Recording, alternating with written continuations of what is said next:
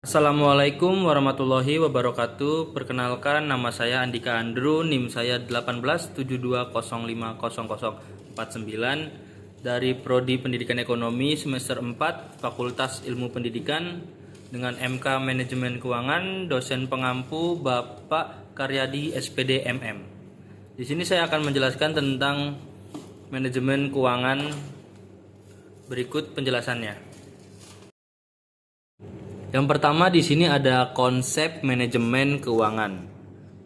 Adalah suatu proses dalam pengaturan aktivitas atau kegiatan keuangan dalam suatu organisasi, di mana di dalamnya termasuk kegiatan planning, analisis, dan pengandalian terhadap kegiatan keuangan yang biasanya dilakukan oleh manajer keuangan. Nah, selanjutnya juga ada analisis rasio keuangan. Dimanfaatkan sebagai alat ukur yang ada pada keuangan suatu perusahaan di masa periode tertentu. Cara tersebut dilakukan dengan melakukan perbandingan dua variabel yang diambil dari laporan keuangan perusahaan dan diletakkan pada kolom neraca ataupun laba rugi laporan perusahaan yang ada. Baik, selanjutnya ada modal kerja yang juga dikenal sebagai modal kerja bersih atau dalam kurung NWC. Adalah perbedaan antara aset lancar perusahaan seperti uang tunai, piutang, tagihan pelanggan yang belum dibayar, dan persediaan bahan baku dan barang jadi, dan kewajiban saat ini seperti kewajiban akun hutang. Nah, selanjutnya di sini juga ada cara menghitung modal kerja. Modal kerja adalah cara lain untuk membandingkan aset lancar perusahaan dengan kewajiban lancar.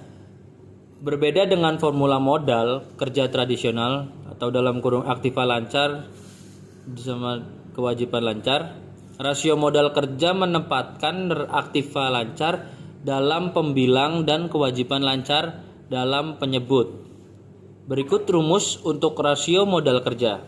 Rasio modal kerja sama dengan aktiva lancar atau dibagi kewajiban lancar, atau rasio modal kerja sama dengan dalam kurung kas ditambah investasi jangka pendek ditambah inventaris ditambah piutang dagang, atau catatan jangka pendek ditambah utang akun. Rasio ini biasanya dinyatakan sebagai kelipatan.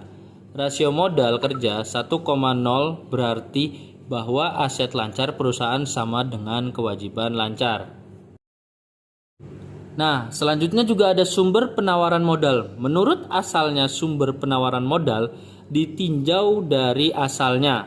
Pada dasarnya dapat dibedakan dalam sumber intern atau intern source dan sumber extern atau external source.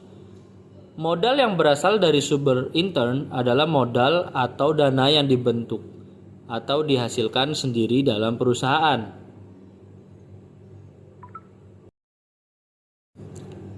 Baik, selanjutnya ada biaya modal atau cost of capital.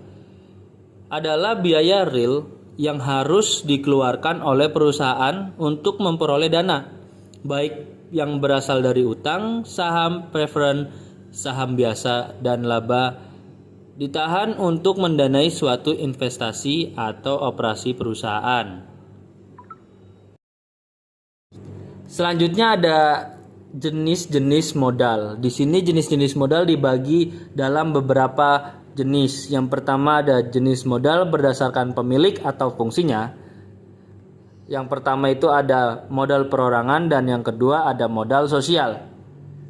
Yang kedua ada jenis modal berdasarkan sumbernya, yaitu ada modal internal dan modal eksternal. Yang ketiga juga ada jenis modal berdasarkan sifatnya, yaitu ada modal tetap dan modal tidak lancar. Dan yang terakhir ada jenis modal berdasarkan wujudnya. Yang pertama modal konkret atau modal aktif. Yang kedua ada modal abstrak atau modal pasif. Sekian penjelasan saya tentang manajemen keuangan. Kurang lebihnya saya mohon maaf. Saya ucapkan terima kasih. Wassalamualaikum warahmatullahi wabarakatuh.